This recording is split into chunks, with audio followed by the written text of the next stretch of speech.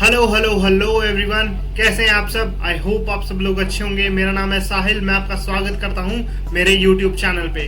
अब कुछ भी बोलने से पहले, मुझे जज करने से पहले मेरी बात सुन लो। आई नो इस चैनल पे फ्रीक्वेंसी बहुत ज़्यादा कम होगी और मैंने पिछले हफ्ते कुछ भी नहीं डाला। एक्चुअली मैं एक लूप में स्टक हो चुका था। इस चैनल पे रिव्यूज बहुत ज़्यादा आ रहे हैं, लेकिन मैं कुछ डिफरेंट करना चाहता था, तो आज वही डिफरेंट है। आज हम बात करेंगे ब्लीच के बारे में। ब्लीच एनिमे इंडस्ट्री के लेजेंडरी बिग थ्रीज में से एक, जो जाना जाता है अपनी लेजेंडरी फाइट्स, अनफॉरगेटेबल कैरेक्टर्स और आइकॉनिक विलेंस के लिए। लेकिन इस सीरीज को भी बहुत ज्यादा क्रिटिसिज्म झेलना पड़ा because of its pacing, fillers and rushed ending. लेकिन तुम्हारे दिमाग में मेन क्वेश्चन ये आना चाहिए, क्या ये एक फ्लॉड मास्टरपीस है या फिर ओवर हाइप्ड नॉस्टैल्जिया। आज मैं यही चीज कवर करूंगा। क्या चीज अच्छी गई ब्लीच के लिए, क्या चीज बुरी है और क्या चीज सही हो चुकी है। आगे बढ़ने से पहले एक छोटी सी अनाउंसमेंट दे देता हूँ। इस चैनल पर अब हर हफ्ते एक ब्लीच की वीडियो आएगी, जिसमें हर आर्क को एक्सप्लेन किया जाएगा कंप्लीटली, पूरी स्टोरी बताई जाएगी। बेसिकली एक पूरा मांगा एक्सप्लेनेशन चलेगा। तो सब्सक्राइब करके रखना और बेल नोटिफिकेशन ऑन कर लेना, ताकि तुम्हें वो वीडियो सबसे पहले देखने को मिले। Now back to the topic.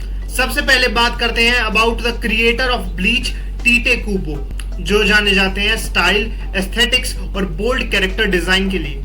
अब टीटे कुबो इंस्पायर होते हैं फैशन, म्यूजिक और मिनिमलिज्म से, जो इनके काम में भी नजर आता है। अब ब्लीच की मांगा शुरू करने से पहले उन्होंने एक और मांगा लिखी थी, जिसका नाम था ज़ॉम्बी पावर, जो इन्होंने शोनन जंप को भेजी, लेकिन वो रिजेक्ट हो चुकी थी। लेकिन इस मांगा ने उन्हें बहुत कुछ सिखाया, जिसके बाद उन्होंने ब्लीच की मांगा लिखी, जो फर्स्ट टाइम में फिर से शोनन जंप पर रिजेक्ट हो गई। लेकिन इस मांगा के ऊपर हमारे अकीरा टोरियामा सर, जो ड्रैगन बॉल के क्रिएटर हैं, उनकी नजर पड़ गई, जिन्होंने टीटे कुबो को फिर से इंस्पायर किया कि इसे दोबारा भेज कर देखो, और इस बार वो चल पड़ी। कुबो ने अपने काम के अंदर बहुत सारी चीजों का इन्फ्लुएंस डाला, जो उस टाइम पर जनरल मांगा आर्टिस्ट नहीं कर रहे थे। फॉर एग्जाम्पल, स्टाइलिश कैरेक्टर्स बनाना, यूनिक नेम्स यूज करना derive from different languages like Spanish, English and German, और स्टोरी टेलिंग को विजुअली रिप्रेजेंट करना। और कुबो सेंसे ने वाइब और मूड पर ज्यादा ध्यान दिया इंस्टेड ऑफ टिपिकल नरेशन। अब ये तो बात हो गई क्रिएटर की। अब बात करते हैं ब्लीच को इतना ज्यादा अच्छा क्या बनाता है। कुछ पॉइंट्स में बात करेंगे, जिसमें नंबर 1 पॉइंट है इसका पावर सिस्टम। हर स्वॉर्ड के पास अपनी पर्सनैलिटी है और 2 स्टेजेस हैं ट्रांसफॉर्मेशन की। First one is a shikai and another one is a bankai, जो रिप्रेजेंट करती है यूजर के सोल और उसकी ग्रोथ को। दूसरी अच्छी चीज है, as I mention, vibe and style. Bleach के कैरेक्टर्स ज्यादा हार्ड ना ट्राई करते हुए भी कूल ही लगते हैं। शो के अंदर विजुअल्स, मोशंस और इंटेंसिटी बहुत ज्यादा सही है। अब तीसरी चीज है, किसी भी स्टोरी का मोस्ट इंपॉर्टेंट पार्ट, वो है उसके कैरेक्टर्स। और ब्लीच के अंदर हमें वाइड रेंज ऑफ कैरेक्टर्स दिखते हैं, starting from chaotic captains to chaotic villains, और उसके साथ साथ ब्रोकन हीरोज भी, जिसमें इचिको का ग्राउंडेड और प्रोटेक्टिव होना हमें रिलेटेबल फील कराता है। इसी के अपोजिट में है आइजन, काम, कलेक्टिव, मैनिपुलेटिव और टॉप टियर विलेन।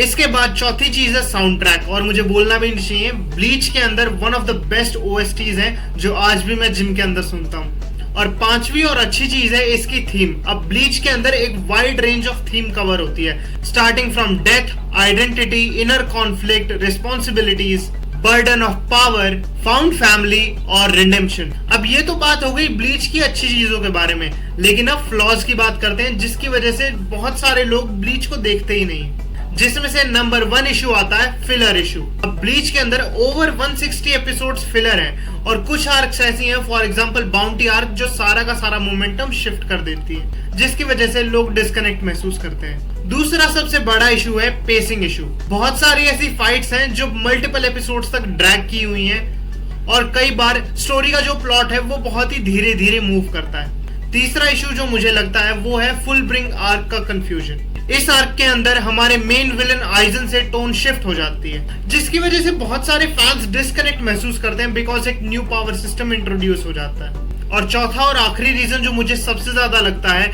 वो है इसकी रश्ड मांगा एंडिंग। अब जिस टाइम ये मांगा लिखी जा रही थी, उस टाइम पर हमारे सेंसे को बहुत ज्यादा दिक्कत हो गई थी, जिसकी वजह से उन्हें रश करनी पड़ी ये सारी एंडिंग, जिसकी वजह से बहुत सारी अंडर सॉल्व प्लॉट लाइन बन गई और फाइनल बैटल बहुत ज्यादा अंडर डेवलप हो गई। अब सवाल ये आता है, अगर इतने सारे फ्लॉज हैं तो क्यों देखना चाहिए ब्लीच को अब? तो मैं तुम्हें बताता हूँ। नंबर 1, अब जो 1000 ईयर ब्लड वॉर चल रहा है उसके एनिमेशन बहुत ज्यादा टॉप टियर है, दोबारा रीएनिमेट हो रही है सारी चीजें, जो देखने में बहुत ही ज्यादा अच्छा लग रहा है। और अब क्योंकि पूरी सीरीज खत्म ही हो गई है तो तुम सारे के सारे फिलर्स को जल्दी स्किप कर कर आगे बढ़ सकते हो। इसके अलावा ब्लीच में देखने के लिए बहुत सारी लेजेंडरी फाइट्स और ट्रांसफॉर्मेशन है जो देखने में बहुत ही ज्यादा मजा आता है। और ब्लीच की थीम बहुत ज्यादा पावरफुल है, इट्स अबाउट सेल्फ डिस्कवरी। माना थोड़ा नॉस्टैल्जिक लग सकता है, लेकिन अगर तुम उनमें से वो जो रीवॉच कर रहे हो भाई, ट्रस्ट मी और ज्यादा मजा आता है रीवॉच करने में। तो इसके अलावा मैं एक स्पेशल अनाउंसमेंट भी दे देता हूं, मैंने वीडियो के स्टार्टिंग में भी दी थी कि मैं इस चैनल पर ब्लीच की मांगा एक्सप्लेनेशन लेके आऊंगा जिसमें हम हर एक आर्क के बारे में बात करेंगे, starting from the character development, art design, सब कुछ। सो चैनल को सब्सक्राइब कर लेना और वीडियो को एक लाइक कर देना, बेल नोटिफिकेशन ऑन कर लेना और मेरी इस जर्नी के साथ जुड़ जाओ फ्रॉम स्टार्टिंग टू एंड। आखिरी में मैं यही बोलना चाहूंगा कि भाई ब्लीच इज नॉट परफेक्ट, लेकिन इट्स पावरफुल। और कई बार आर्ट को परफेक्ट होने की जरूरत नहीं है, अगर वो आर्ट आपको किसी भी तरीके से मूव करती है तो वही काफी है, और ब्लीच वो बखूबी करता है। ब्लीच में हमें मिलते हैं raw emotions, visual beauty, deep characters और एक sense of belonging and loss.